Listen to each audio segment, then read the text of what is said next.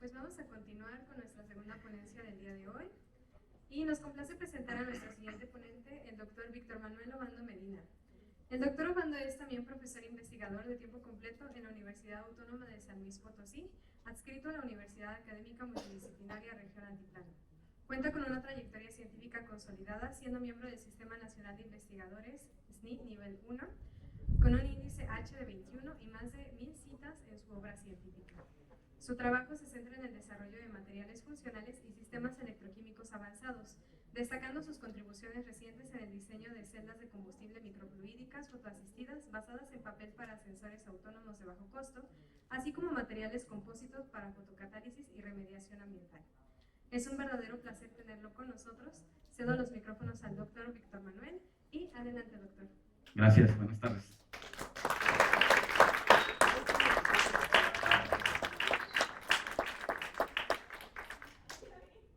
Más un punto.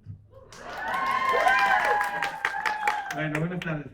Me dijeron, no quiero decir nombre, pero el doctor Ramón me dijo que fuera corto, que no contara chistes y que fuéramos, que tenemos que irnos a comer. Pero bueno, voy a hablar sobre 3 trabajos publicados sobre materiales fotocatalíticos, es lo que he estado trabajando. Y bueno, ¿cómo llegué a hacer estas cosas? Yo creo que el destino te va llevando, aunque tú no quieras, ¿no? Dicen que si tú vas a ser profesor o maestro, aunque tú digas que no te gusta la docencia, no, terminas siendo maestro. Eso decía yo, pero no sé si sea una ley, ¿no? Una regla. Pero en eso me dijeron una vez. Yo empecé trabajando con polímeros, nanopartículas, poliméricas, y de repente comencé a trabajar con polímeros semiconductores en escala nanométrica. Y en una de esas síntesis necesitamos un aceptor de electrones y agarramos nitrato de plata porque estábamos fotopolimerizando el polímero conductor. Y polimeriza, pero finalmente lo que obtengo fue un composito de nanopartículas de plata con polipirrol. Y entonces es como un corchel, digamos, partículas metálicas y un polímero semiconductor por ahí decorando. Y vimos que tenía algunas aplicaciones en fotocatálisis. ¿Sí? Y así fui trabajando con materiales semiconductores con polipirrol, porque yo seguía necio que yo soy polimérico y tenía que seguir trabajando con polímeros. Hasta que dije, bueno, ya no importa, ¿no? Con que funcione para fotocatálisis y ya lo que sea. Y así llegamos a esto que es el tratamiento de aguas. O sea, yo quería hacer materiales inteligentes, y etcétera, que tuvieran aplicaciones en dispositivos optoelectrónicos, pero resulta que terminé haciendo materiales que funcionan para el tratamiento de aguas residuales, ¿no? Tenemos un problema, esto todo el mundo sabe, que hay contaminación del agua, los efluentes son tratados o son tratados de una manera incorrecta o no se tratan y así se descargan, y las empresas prefieren pagar las multas que tratar su agua, ¿no? También está este problema de la baja disponibilidad y el acceso a agua dulce. Hay muy poca agua dulce en el mundo, y aún así donde hay, ni siquiera las personas que viven en donde hay agua dulce no tienen acceso, ¿no? ¿Por qué? Porque algunas empresas acaparan todo ese recurso hídrico para sus actividades industriales. Y también pues la sobreexplotación, las sequías, cambio climático, etcétera. Esto que les decía, el tratamiento insuficiente antes de la descarga. Entonces existe un problema de tratamiento del agua, disponibilidad. Consecuencias, pues el riesgo de la salud pública, pérdida de biodiversidad, y hay una presión o un estrés hídrico. ¿Qué opciones tenemos para tratar? Pues el tratamiento primario, que es un filtrado, una separación, una sedimentación tal vez. Y aquí pues es un primer tratamiento nada más para eliminar sólidos gruesos, arenas, grasas, etcétera. Luego tenemos un tratamiento secundario, que es el tratamiento biológico, bastante eficiente, pero pues tiene sus ventajas y desventajas, como por ejemplo los lodos activados, la generación de esos lodos, que después no saben qué hacer, ¿no? Y ya el tratamiento necesario avanzado, pues son las filtración con membranas y ya, pues ya nada más para tener agua, prácticamente agua potable, ¿no? Antes de y de tal vez este tratamiento hay una opción que es la fotocatálisis. Lo que pasa es que algunos componentes, algunas sustancias son recalcitrantes, quiere decir que están en el ambiente y permanecen ahí, se quedan. No son fácilmente biodegradables. Entonces una opción es la fotocatálisis, sobre todo también para algunos contaminantes emergentes, son los contaminantes nuevos, ¿no? que están, por ejemplo, en algunos medicamentos que antes no existían y ahora ya los consumimos, no los metaboliza o los degrada el organismo, los desechamos por la orina y ya aparecen nuevos contaminantes, ¿no? en los descargos. La fotocatálisis utiliza la luz, típicamente es una luz ultravioleta y incide sobre un material fotocatalítico. Ahorita voy a hablar un poquito de la fotocatálisis. Y sirve para degradar contaminantes orgánicos, como los colorantes, algunos fármacos y esto que les decía. Y pues también está la desinfección y reuso, ¿no? Entonces, el tipo de tratamiento que vamos a elegir depende del tipo o de la cantidad de contaminante o la carga que lleva el agua a tratar, la normativa y el costo, ¿verdad? Porque no vamos a tratar grandes volúmenes de solamente materia orgánica simple con un fotocatalizador, por ejemplo, dióxido de titanio, donde se le ha funcionalizado con algún material metal precioso. Entonces va a depender del costo, de qué es lo que queremos remover, etcétera, y el uso final que se le va a dar al agua tratada. La fotocatálisis, el concepto es que utiliza luz ultravioleta o visible para activar un material semiconductor.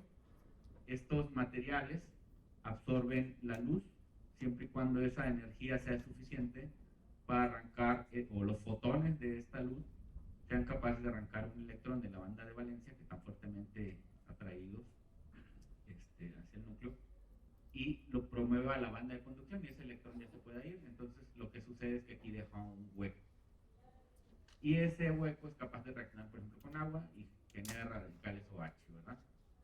Esos radicales son los que van a atacar finalmente a la materia orgánica y si es el caso, o lo ideal sería llevarlo hasta su mineralización.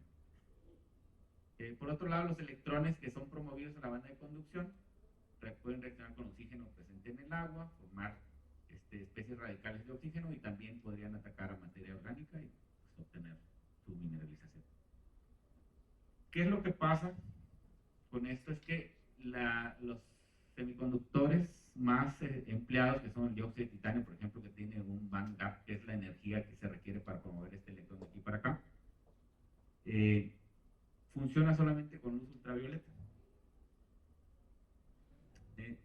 ¿Qué ventajas y aplicaciones tiene? Pues vamos a eliminar los contaminantes. También podemos utilizar luz solar o fuentes de luz ultravioleta. El problema con la luz ultravioleta es que aproximadamente un 4.5% de la luz del sol que llega y alcanza la superficie de la Tierra es muy poca, ¿no? La mayor parte de la luz que nos llega es infrarroja y es visible, la luz visible. Por otro lado, operar un reactor con luz ultravioleta artificial es costosa y también es peligrosa, ¿no? Nos puede causar problemas en la piel. Entonces lo ideal es que estos materiales funcionaran con una luz de menor energía y esa luz que tiene menor energía es la luz visible. Por eso se busca pues combinar estos materiales semiconductores con otros materiales que hagan que funcione pero con luz visible, luz de menor energía. Ay, esta es la minota. Fue la inteligencia artificial. Es su culpa. Bueno, ¿por qué queremos utilizar luz visible? Porque bueno, la mayor parte que llega a la superficie, pues buena parte es visible, la ultravioleta no. Ya mencioné por qué es importante utilizar luz visible, ¿no? ¿Cómo podemos hacer que el material funcione en lugar de luz ultravioleta con luz visible? Pues es funcionalizando, les decía, con, por ejemplo, algunas nanopartículas de plata, de oro, que tienen un efecto plasmónico, mejoran también, o materiales que mejoran la separación de carga. ¿Qué es lo que pasa? Que muchas veces, aunque sí es capaz de generar el electrón, el par electrón hueco, hay una recombinación, ¿no? Y sí lo genera, pero es reversible y no vamos a tener éxito en tratamiento del contaminante. Bueno, podemos doparlo, podemos depositar o decorar el material con materiales preciosos, combinarlo con algunos compositos y con polímeros semiconductores también, polianilina, polipirrol, etc. Es aumentar la degradación de contaminantes utilizando luz visible. Y este fue un trabajo donde desarrollamos el dióxido de titanio en su fase anatasa, porque el dióxido de titanio puede obtenerse en diferentes fases cristalinas y una de las más reactivas es la fase anatasa. Y lo combinamos con polipirrol semiconductor para fotodegradar un contaminante ácido. Vean, aquí está una molécula bien grande, ¿no? ¿Cuál fue el aporte? Pues sintetizar las nanopartículas con TiO2 tipo anatasa recubiertas con polipirrol. Se hizo toda la caracterización, la evaluación fotocatalítica en la degradación del rojo reactivo 120, que es un colorante tipo azo. No es fácilmente biodegradable, pues. Y bueno, se reporta la eficiencia en la degradación. Aquí hay un dibujo de cómo se estaría comportando el composito, el dióxido de titanio. Está recubierto por cadenas de polímero semiconductor. Y esta fue la metodología. Partimos de los precursores, aquí todavía usábamos un surfactante que permite controlar el tamaño de partícula, etc. Luego este es un método Sol-Gel, lo hicimos reaccionar con hidróxido de amonio y ya precipita hidróxido de titanio, se deja gelar, luego se lava y se calcina para remover todo lo que no es inorgánico. Se obtuvo nanopartículas tipo anatasa y luego se resuspende. Estas nanopartículas de dióxido de titanio se resuspenden en agua, se agrega el monómero que me va a dar el polímero semiconductor, polimerizo, purifico y ya obtengo mi composito. Esta es la microscopía. Tenemos aquí las microscopías de las nanopartículas de solamente la A y la B. La A, perdón, y B son dióxido de titanio solo antes de recubrirlo. Tiene un diámetro de partícula promedio de 19 nanómetros. Una polidispersidad de 1.2, que la polidispersidad te dice qué tan homogéneas son esas partículas. Son muy parecidas todas. Aquí tiene un aumento pues de 300.000 que nos hizo el doctor Hugo, exagerando un poco. Pero pues ahí están las nanopartículas. Y aquí es cuando ya las recubrimos del polipirrol, pues ya no podemos ver la morfología de esas partículas, ya nada más vemos esferas más grandes, son micropartículas como de casi 200 nanómetros, ¿no? Y es típico de la polimerización de pirrol en fase acuosa, el composito. Y esta es la caracterización de la absorción de luz, es un espectro de UV bis, ultravioleta visible. Estas serían las nanopartículas de dióxido de titanio sin recubrimiento. Pues nada más tiene actividad aquí en la región ultravioleta. Cuando ya le ponemos el polímero, vean cómo ya empieza a tener una fotoactividad tanto en la región visible como en el cercano infrarrojo. Estos datos se tratan matemáticamente, estos datos son los mismos, pero tratados matemáticamente nada más, para calcular la energía de banda, el bandgap que les decía para promover esos fotones. Pues tiene arriba de 3.07, y ya cuando tiene polímero, pues tenemos varios bandgaps, varios valores, pero este que utilizamos nosotros, 2.74, disminuye la energía, quiere decir que con menos energía tú puedes promover esos electrones. Este es un reactor fotocatalítico que tenemos. Hagan de cuenta que es una jarra, de hecho es una jarra, tiene un agitador, una parrilla de agitación en la base, tenemos aquí dentro un agitador magnético, y aquí está moviendo. Y adentro tiene un bulbo de cuarzo, y adentro de ese bulbo de cuarzo pusimos una lámpara de halógeno, un foco de automóvil. No usamos ultravioleta acá, simplemente luz visible. Y ya pues el líquido pues no toca al foco, ¿verdad? Y la luz se irradia hacia la mezcla de reacción, donde tenemos el colorante.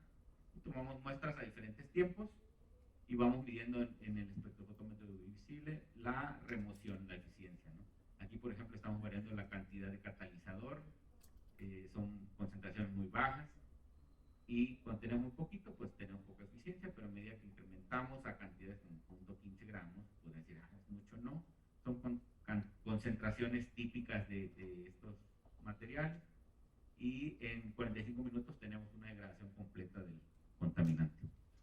Aquí, por ejemplo, lo que estamos cambiando es la concentración inicial de este colorante acá. Vamos subiendo y a ver, obviamente a mayor concentración es más lenta la fotodegradación, ¿no? Pero sí tenemos buenas remociones. Después dijimos, bueno, el dióxido de titanio es un poquito caro, el procedimiento de obtención es largo, purificación, gelación, sorgeo. Entonces utilizamos el óxido de zinc. Este es un material ampliamente utilizado en muchas cosas, por ejemplo, los talcos de la piel, no sé para qué se utiliza bastante, es óxido de zinc. Y es más barato y fácil de obtener. Dijimos, bueno, en lugar de dióxido de titanio vamos a probar con óxido de zinc, también con polipirrol, y lo probamos en otro colorante. Ya no probamos el rojo. Lo que pasa es que cuando ponemos estos materiales en contacto con el contaminante y el agua, pues se obtiene un pH espontáneo, y depende del punto de carga cero, que es, digamos, en donde la superficie del material está eléctricamente neutra, ¿no? Ese es el punto de carga cero. Entonces, dependiendo de ese valor, va a ser el pH al cual podemos trabajar. Por ejemplo, si yo tengo una superficie que tiene un punto de carga cero, que a un pH ácido o por debajo de su punto de carga cero, quiero degradar un componente, pues debería tener una carga diferente. O sea, si por debajo del punto de carga cero yo tengo una superficie eléctricamente en promedio negativa, debería utilizar un contaminante, que es este componente, por ejemplo, el colorante, que se disocia. Ahora tiene una carga negativa. Entonces va a funcionar si aquí yo tengo una carga positiva en las condiciones de pH de la reacción, ¿sí? Cuando quisimos probar el otro colorante, se disocia de una manera diferente, y el punto de carga cero del material anterior pues era contrario, por eso funcionaba. Cuando quisimos probar con este otro, no. Entonces probamos. No hay un material fotocatalítico universal. Lo ideal sería que funcionara para cualquier tipo de contaminante, independientemente de la carga que tiene. Eso pues lo vamos a hacer después. Pero no, les digo esto porque luego, por ejemplo, me ha tocado evaluar proyectos donde dicen, vamos a proyectos de investigación con financiamiento, y piden millones de pesos. Dicen, ¿por qué proponen esto? ¿Por qué me ponen a evaluar estas cosas, no? Voy a hacer un cartucho. No, a ver si no está por aquí el que propuso esa propuesta, ojalá que no. Voy a hacer un cartucho universal para tratamiento de agua residual, y va a degradar cualquier contaminante orgánico, y pues está muy lejos de llegar a eso, ¿no? Si queda grabado, yo no lo evalué. Ok, entonces aquí probamos un colorante que se llama naranja 2. Hicimos igual la caracterización, las pruebas de degradación, determinar las condiciones óptimas, y explicamos cómo se estaba dando la cinética y el mecanismo de degradación.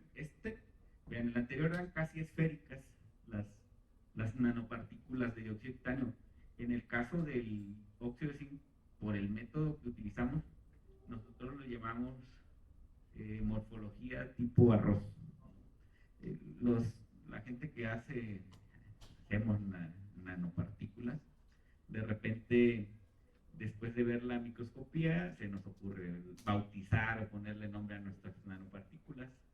Dicen rice-like, cabbage-like, y así, ¿no? Porque cabbage-like tiene forma de repollo. Otros le dicen, donde uno vemos un repollo, otros dicen que es una rosa del desierto, y como se les ocurra, ¿no? El caso es que lo importante es la forma, y sobre todo los tamaños y las áreas superficiales.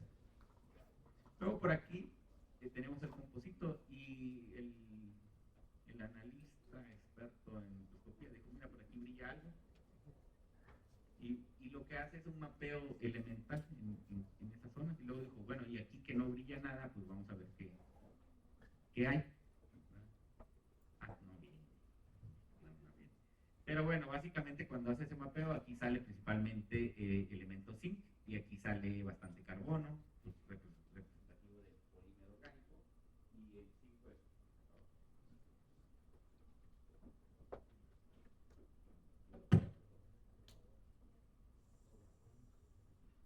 Vamos a ver. Ah, sí.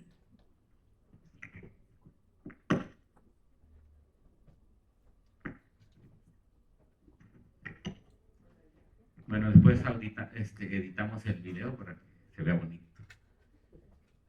Sí, ¿no? Entonces, qué claro, sí. Pues básicamente es identificar que los componentes que nosotros deseamos que estén presentes están efectivamente incorporados. Este es el análisis de fotoactividad. Pues el óxido de zinc sigue siendo fotoactivo solamente en el espectro ultravioleta. Ya cuando ponemos el polímero, pues ya se extiende esa fotoactividad a la parte visible, el infrarrojo. El Vanguard pues, nos dio de 3, poquito abajo de lo que es el óxido de zinc puro. Y aquí el naranja 2, aquí está al principio y así después en 10 minutos, ¿no? Lo bueno, ¿qué es lo que buscamos de un material? O bueno, en cualquier desarrollo, cualquier tecnología, ¿qué es lo que buscamos? Que sea eficiente, ¿no? Que sirva, ¿verdad? Y otro, que lo haga rápido. ¿Sí? Ahí van 2. ¿Qué más creen? Son como 5 o 6. Eficiencia, rapidez, bajo costo, dice aquí ya tienes un punto. Van 3, ¿qué más? Disponibilidad de materias primas para su obtención, van 4. Y la quinta sería la facilidad para obtenerlo o mínimo procesamiento. Eso creo yo me lo inventé, ¿no? Pero sí tiene sentido. Bueno, aquí vemos que es altamente eficiente. Alcanzamos un 100% de degradación. Es rápido, en 10 minutos se va. Cuando utilizamos, por ejemplo, solamente el óxido de zinc o el dióxido de titanio puro y usan luz ultravioleta y concentrada y bastante, y bajas concentraciones del colorante, mínimo son 2 horas de reacción, ¿no? Y anda en 70-80% de eficiencia, ¿verdad? Entonces eso es importante al momento de la aplicación. Bueno, estas ya son las cinéticas. Esto es lo que les explicaba del punto de carga cero. Lo que hacemos básicamente es poner el material a diferentes valores de pH y ir midiendo y neutralizando y ver en qué punto cruza, ¿verdad? Y luego dijimos, bueno, ya vamos a dejar en paz a los polímeros. Voy a checar la hora, no me vayan a regañar. Voy muy rápido. Pero bueno, ya para irnos a comer. Dijimos, bueno, ya vamos a dejar el polímero y voy a trabajar con praseodimio. ¿Por qué? Porque el doctor Héctor, ¿se acuerdan de él? No, me dijo, ¿y si usamos praseodimio? Pero él lo quería para las celdas, ¿no? Le dije, sí, pero yo lo voy a probar acá. Y sí, pues, ¿qué es lo que obtuvimos en este caso? Es que ya no obtuvimos la morfología tipo arroz, sino que cuando como lo precipitamos en presencia del cloruro de praseodimio, lo que obtuvimos fue una mezcla de especies de praseodimio, hidróxido y óxido de praseodimio. Y la forma o la morfología del óxido de zinc ya fueron tipo fibras o nanoalambres, podríamos decirle, ¿no? Y con las partículas o las 2 especies de praseodimio depositadas en la superficie del óxido de zinc. Y lo probamos ahora sí de nuevo con rojo reactivo 120. Dijimos, bueno, a ver, ahora sí, a ver qué obtenemos. Pero dijimos, ¿y si mezclamos con otro colorante? Es que este colorante, el azul de metileno, se disocia y tiene carga positiva. Y este otro se disocia y tiene carga negativa. Entonces dijimos, a lo mejor funciona para todo, ¿no? Y logramos lo que, como la piedra filosofal, ¿no? funciona para todos, ¿no? Pues hicimos las caracterizaciones y todo lo mismo, ¿no? ¿Funcionó? ¿No? ¿Quién vota por el sí o por no? Más un punto. Miren, estas son las formas, son como varillas del óxido de zinc puro, y ya cuando le depositamos, cuando lo hacemos en presencia del praseodimio, queda de esta manera, ¿no? Son varillas aquí con unos aglomerados. Si hace una magnificación son como unas tipo espadas, unas puntas, y son hexagonales acá. Vean, 1, 2, 3, 4, 5, 6. Pero yo digo que son 6, no sé, pero bueno, sí. Y le pregunté a la IA si ve 6 y dijo sí, sí ve 6. No sé por qué siempre me da la razón. Pero bueno, aquí cuando nuevamente hace el mapeo, aquí sale que es rico en prazodimio y aquí que es rico en zinc, ¿no? Indicando que estas deberían ser las especies de prazodimio depositadas en las varillas de óxido. Entonces, primero probamos el rojo reactivo 120 puro. Aquí se ve fuchsia. ¿Qué color ven? ¿Sí? No sé cómo se escribe y se pronuncia, pero rosa, diría yo. Rosa claro. Y hacemos la prueba y en 45 minutos tenemos agua clara, ¿no? Y me preguntaban ahí los muchachos, ¿nos la podemos tomar? Le digo, no, tomen del garrafón, ¿no? No sé qué pueda quedar acá. No, todavía no es potable, ¿no? Pero ya se desapareció el material. Y luego dijimos, ahora lo vamos a probar con el azul. Este es aniónico y este es catiónico. Este es positivo, este es negativo, positivo. Y funciona menos, ¿no? Pero sí funciona. Pero vean la cantidad de tiempo que se requiere. 120. 2 horas y apenas andábamos terminando de fotodegradar. Y concentraciones bajas, ¿no? Para que pudieran ser rápido. Bueno, y luego, esta es la cinética, que tan rápido. O sea, con estos datos se sacan estas curvas de velocidad. Esta de aquí es la fotólisis, es decir, cuando nada más le ponemos pura luz sin material fotocatalítico. Porque pueden decir, bueno, la luz del sol degrada solo al colorante sin necesidad de un material catalítico, dijo el revisor. Y dije, bueno, está bien, puede hacer la fotólisis, ¿no? Y no pasa nada, no le hace nada a la luz sola. Y luego ya con el material fotocatalítico, pues ya se va bien rápido. Este es el azul de metileno, tarda hasta 2 horas. Y hasta en 45 minutos, obviamente que depende de la concentración inicial del colorante, la carga del catalizador, por ejemplo. A ver si viene ya combinado.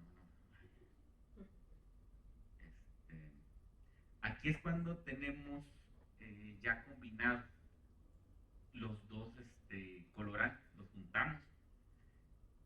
¿Y cómo sacamos esta? Pues es que cuando le tomamos una muestra de la fase acuosa, salen los espectros de UV bis de las materias orgánicas que tenemos ahí.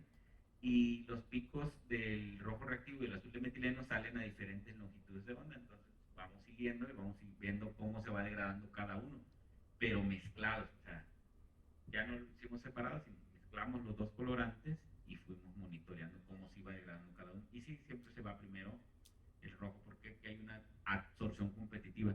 Lo que pasa es que es como todo, ¿no? El que agandalla, pues gana. El rojo reactivo tiene mayor afinidad por la superficie del fotocatalizador y le gana al azul. Pues se pega primero, se degrada primero. El proceso, pues los que son ingenieros químicos conocen que primero hay una difusión del bulk hacia la superficie del catalizador, luego una difusión dentro del poro, una reacción con los sitios activos y un desprendimiento de las especies producto que se difunden otra vez. Entonces el que está más cerca de la superficie va a degradarse primero, ¿no? Por eso tuvimos ese comportamiento. Ok. Y bueno, pues eso sería todo ya para terminar por hoy. Por clausurado tal. No. No era cierto.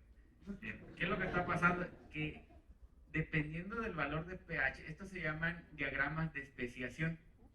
Lo que hacen es que tienen el colorante, por ejemplo, el azul de metileno solo, y van cambiando el pH y van caracterizando en qué forma está disociado. Por ejemplo, el azul de metileno a pHs bajos tenemos poca disociación y lo tenemos en forma neutra. Y a partir de un pH de 3 es donde se empieza a formar la especie disociada. ¿Ven?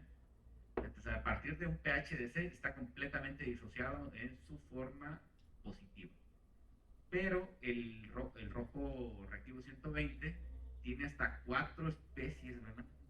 O 4 formas de disociarse. Por ejemplo, a pHs bajos tenemos esta especie que sería positiva y negativa, como una mezcla. Luego, arriba de ese pH, estas especies comienzan a desaparecer y empiezan a aparecer estos que serían carga negativa, ¿verdad? Aniónica. Pero a pHs muy ácidos desaparece otra vez esa disociación negativa y empieza a formarse esta. También es negativa, pero es otro grupo que se está ionizando. ¿Sí? Si me regreso acá, el punto de carga cero del material, resulta que a pHs ácidos, la superficie del material está cargada positivamente. A pHs altos, está cargada negativamente. Quiere decir que si la mezcla de reacción tiene un pH ácido, las especies que estén disociadas de manera negativa se van a pegar aquí principalmente. Entonces, resulta que el pH de la mezcla predominantemente es positivo, por eso se pega primero el colorante que está disociado en su forma negativa, que es el rojo reactivo, y el azul pues es repelido, ¿no? Y además de que le gana el otro. Estas son las cinéticas, etcétera, ya no quedó.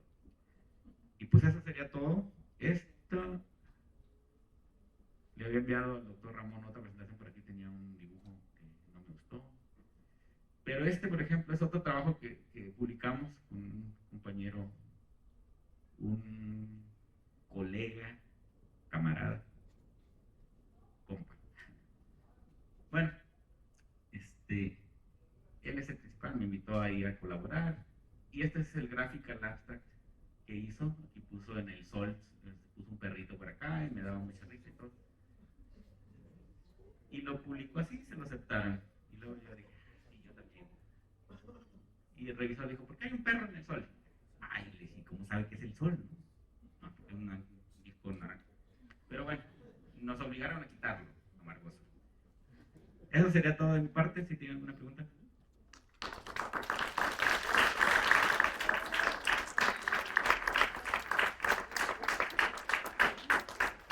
Agradecemos profundamente al doctor Víctor Manuel Obando por su excelente presentación y pasamos a la sección de preguntas y respuestas para el público. ¿Alguien quiere preguntar algo?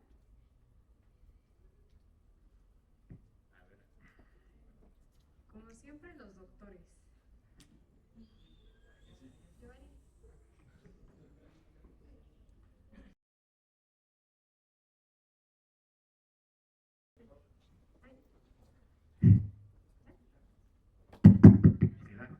Bueno, doctor Víctor, con respecto a sus partículas del punto de carga cero con prazolimio, ¿por qué se recorrió tanto el punto de carga cero hasta casi neutro, ¿no?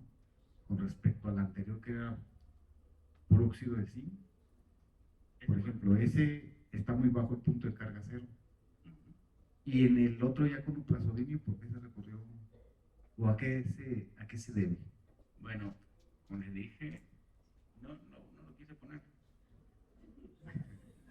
Porque en realidad se forman estas especies de prazolimio y forman otro tipo de ambiente, digamos, ahí, ¿verdad? Ya sea que probablemente el hidróxido de prazolimio pudiera estar formando algunos tipos de interacciones electrostáticas con el zinc, con el mismo colorante o los colorantes. Aunque bueno, el punto de carga cero se hace sin colorante, ¿no? Nada más para estar neutralizado. El otro no era puro zinc, era zinc con polipirrol. Entonces el polipirrol también tiene el grupo NH en carbono y tiene un grupo de, pues vamos a hacer un amino, pues, un nitrógeno y un protón por acá, que también se ioniza a veces o interactúa, ¿verdad? Entonces me va a dar otro tipo de ambiente, de otro tipo de carga eléctrica. Por eso se comportan de esta otra manera. Y aquí yo tengo un prazoimio en lugar de esos grupos amino del pirrol, del polipirrol, ¿verdad? Por eso vamos a obtener otro comportamiento. Ya nomás por último, con respecto al tamaño de las compositos o de las partículas semiconductoras, ¿se podría considerar que como puntos cuánticos también estos materiales? No, porque por ejemplo esto, no puse los tamaños de partículas. Vienen, no está. Sí, por ejemplo estas varillas tienen hasta 10 micrómetros, ¿no? Aquí está la escala, o 5 micrómetros, un montón de nanómetros. Y estos puntos son aglomerados, había que analizarlos. Ya no me los quisieron analizar. No se analizaron mediante TEM, podría ser, o de alta resolución, para ver estos aglomerados o tratar de ver qué tamaño tienen esas partículas, pero no son puntos cuánticos, son muy grandes estas. Y las de polipirrol, por ejemplo, estas pues van hasta de 200 nanómetros, ¿verdad? Estas esferotas no son... Ok, gracias. Ok. Bueno, muchas gracias por la presentación, doctor. Bastante interesante, pero tengo ahí una duda en sus UV-Vis, de sus compósitos. No se hace propiamente el UV-Vis del polipirrol y eso me causa a mí ruido porque pudiera pensar que la reducción del gap pues no es propiamente de las nanopartículas, ¿no? Sino que sea el gap de polipirrol porque pues es la carcasa de las nanopartículas. Es decir, que la propiedad es puramente del polipirrol, el 2.7 electronvolts de reducción en el gap. Porque de hecho no nos presenta ahí el espectro del polipirrol. Ese es un poco...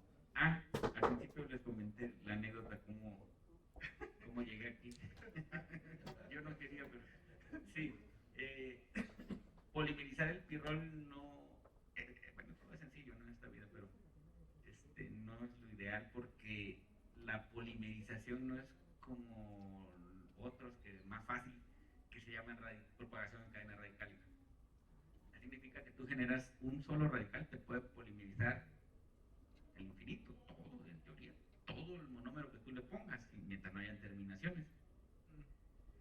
Resulta que para el polipirrol el mecanismo no es vía radicálica, propagación en cadena, pues, sino que es un polímero de condensación, que por cada monómero que tú oxides, para que se una con otro, tú necesitas una molécula de oxidante.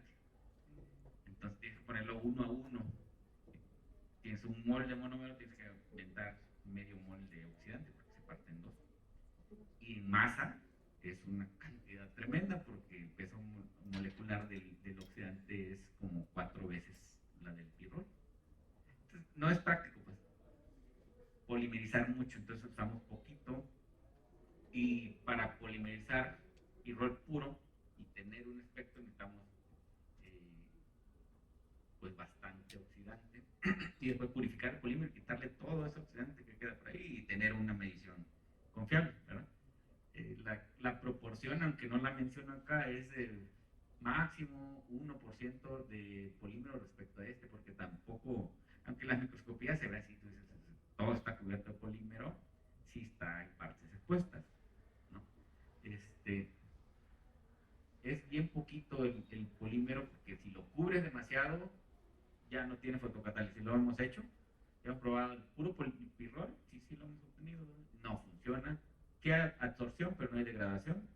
Si cubrimos todo esto, pues haz de cuenta que estoy poniendo solamente de esto y no hay degradación. Entonces quiere decir que sí está funcionando. ¿Qué es lo que pasa? Que el fotón, en lugar de irse directamente a la banda de valencia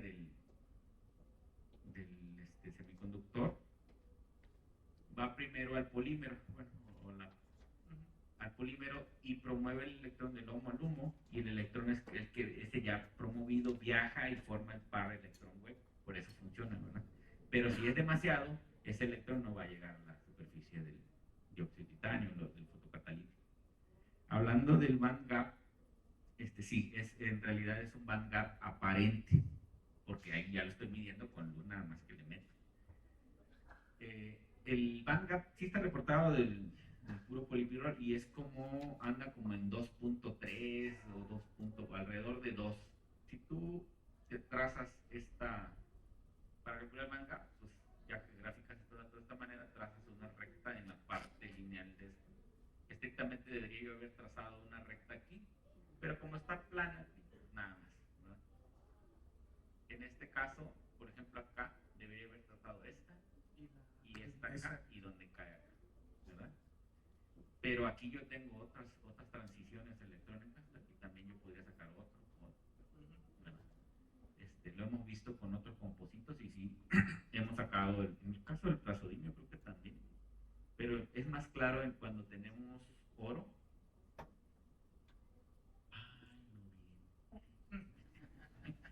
Pero cuando tenemos plasodimio se ven 4 transiciones electrónicas F, ¿verdad? 4 de los niveles 4F. Y ya en la región visible. No es correcto, pero sería como en el caso de las partículas de oro, se ve un efecto plasmónico, el que les mencionaba acá. Que en el UV-Vis se ve una banda de absorción ya sea en el visible o en el cercano infrarrojo. Y de ahí puedes calcular también en las energías. Pero sí es cierto, estos band gaps pues, estrictamente son band gaps aparentes, ¿no? Porque sí está tomando en cuenta sí, o sea, no es que el band gap está relacionado realmente con la estructura del inorgánico. Y en este caso no estamos modificando ni su estructura cristalina, nada, no es que cuando metamos plasodimio, por ejemplo, aunque lo sintetizamos en una sola olla, no dopa al zinc, ya lo vimos por difracción de rayos X, su estructura cristalina no cambia. No es dopante, nada más está ahí como composito. Bueno, pueden ser band gaps aparentes, pero sí es un parámetro importante porque justo da la intensidad o la frecuencia o la longitud de onda que necesitas para la fotocatálisis. Sí, pues funciona. Muy bien, gracias, doctor. Gracias. ¿Alguien más quiere hacer una pregunta? Doctora Gaby, por favor. Y después la doctora Julia.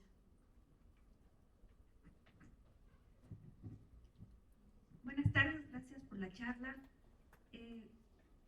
Yo tengo una duda. ¿Qué prueba, qué caracterización hace la diferencia entre un core shell y que solamente fuera una mezcla de los dos materiales? Pues básicamente es la microscopía, pero tendríamos que, si fuera un core shell, tendríamos que hacer un corte, ¿verdad? Beber estas materiales en una resina y luego hacer un corte en microtomo y luego ya analizar donde haya cortado, pues veríamos justamente algo así como este dibujito que puso por acá, ¿no? Pero en el caso de otros materiales sí se ve bastante claro la diferencia entre la matriz, digamos, o el material que está en mayor proporción y el que está ahí depositado formando ya el composito. Por ejemplo, unas partículas de hidroxiapatita de hueso de res, le pusimos partículas de oro y sin hacer mucha resolución, mucho escándalo, se ven los puntitos brillantes, ¿no? Ya cuando hacen el EDS, ya se ve que es oro y aquí es fosfato, ¿no? De hidroxiapatita, por ejemplo. Pero para distinguirlo sería la microscopía, básicamente. De transmisión, ¿no? Sí, a veces el segundo revisor se pone exigente siempre, ¿verdad? Dice, yo quiero HRT. Gracias. Sí. Vamos con la doctora, por favor.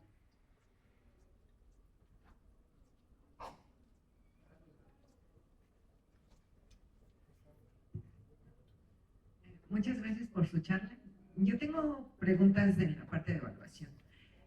Por ejemplo, cuando utiliza el praseodimio con zinc, más o menos nos muestra sus perfiles. Sin embargo, por lo que se ven ahí en sus espectros de UV, generalmente lo que están atacando es la parte del cromóforo, ¿no? de los colorantes. ¿Qué pasa con los subproductos? ¿Son tóxicos? ¿No son tóxicos? ¿Los han analizado?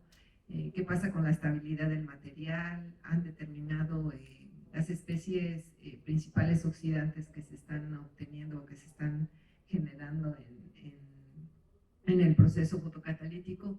Y si también han checado pues pruebas de absorción, porque luego pues parece que sería el proceso fotoactivo, pero realmente el proceso de absorción es muy fuerte.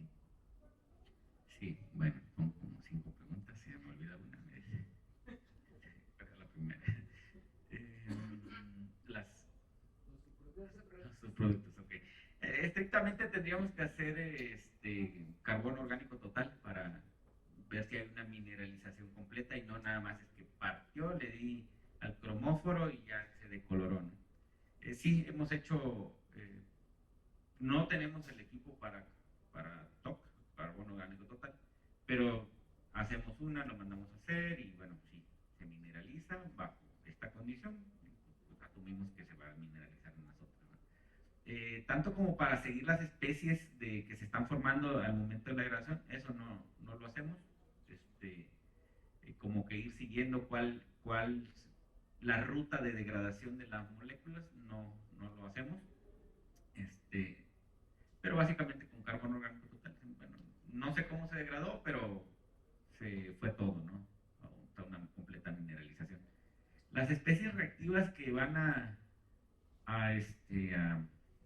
degradar, como les decía, ya sea que por el hueco que está reaccionando con agua formando especies de OH o electrones hacia especies reactivas de oxígeno, sí hacemos unas pruebas le llamamos trampas, es decir, le pongo un inhibidor para especies OH y veo si degrada. Entonces, si degrada, el mecanismo es por especies de oxígeno, ¿verdad? Y luego le pongo un inhibidor a especies de oxígeno y si degrada, entonces es por OH. Eso es lo que hacemos, le ponemos diferentes tipos de inhibidores y vamos viendo cuál mecanismo está dominando. Nada más. No sé cuál otra pregunta. Acerca de la estabilidad. La estabilidad. Sí, la reciclabilidad la hacemos hasta 5 ciclos. Hacemos la prueba, recuperamos el material, removemos, medimos el pH, si era ácido lo cambiamos a alcalino, suelta el colorante, secamos, volvemos a utilizar. Eso es muy importante al momento de hacer el análisis de economía circular, ¿verdad? El costo y qué tanto lo puedo reutilizar, no nada más de funciona una vez y ya lo tiro, ¿verdad? Hay que reutilizarlo y ver. Le hacemos 5 ciclos y baja un 4% de 100%, baja 96%. Obviamente vamos perdiendo material entre cada ciclo. Lo que pasa es que al estar sometiendo el material a diferentes cambios de pH, pues el polímero es orgánico y se va o degradando, se va descomponiendo, se va soltando también, se va perdiendo eficiencia, pero 5 ciclos sigue estando bastante aceptable la eficiencia. El costo del material, eso sí, no lo hemos hecho, deberíamos, pero no podemos. Muchas gracias, doctor. Sí. Por allá, por favor, al final del auditorio.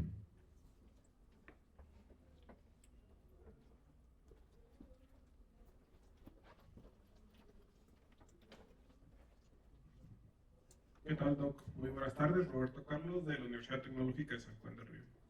Básicamente para consultar si se ha evaluado la factibilidad de utilizar el praseodimio como a nivel industrial, a nivel común, ya que si bien el praseodimio nos va a ayudar para eliminar el tema de los colorantes, vendría siendo como un subproducto contaminante en el agua que tendríamos que someter este líquido nuevamente a un proceso de recuperación para eliminar el prazolibio, porque si bien es un material que no es como muy tóxico, no es inocuo. Entonces sí existe el riesgo de que este mismo reaccione con algún otro elemento presente en el agua. Sí, bueno, se me había olvidado, hablando del costo de la economía circular, muy buena pregunta. Es una tierra rara, ¿no? Y no quisiera, pero vamos a hablar de geopolítica. Bueno, China domina las tierras raras, la producción de tierras raras, ¿no? Y es un material bastante costoso. No tanto como el paladio, el platino, etc., pero sí es considerado una tierra rara. En este sentido, tú podrías decir, bueno, pues entonces estás haciendo un material muy costoso, ¿no?, para tratar colorantes. La cantidad, para empezar, de procedimiento que le ponemos al material es nada más para que mueva su fotoactividad hacia el visible. Apenas en proporciones en peso es 0.5% en peso respecto a la matriz de óxido de zinc, es bien poquito. Sí se puede, si le pongo, al final de cuentas es un metal, ¿no? Y lo mismo pasa con el óxido de zinc cuando lo ponemos. Hemos tratado de poner oro en óxido de zinc usando hidracina, por ejemplo, para reducir el oro y hacerlo metálico y precipitarlo, ¿no?, y se nos disuelve el óxido de zinc. Pues es muy fuerte la hidracina, el pH es extremo y no queda nada ahí prácticamente, ni el oro, nada.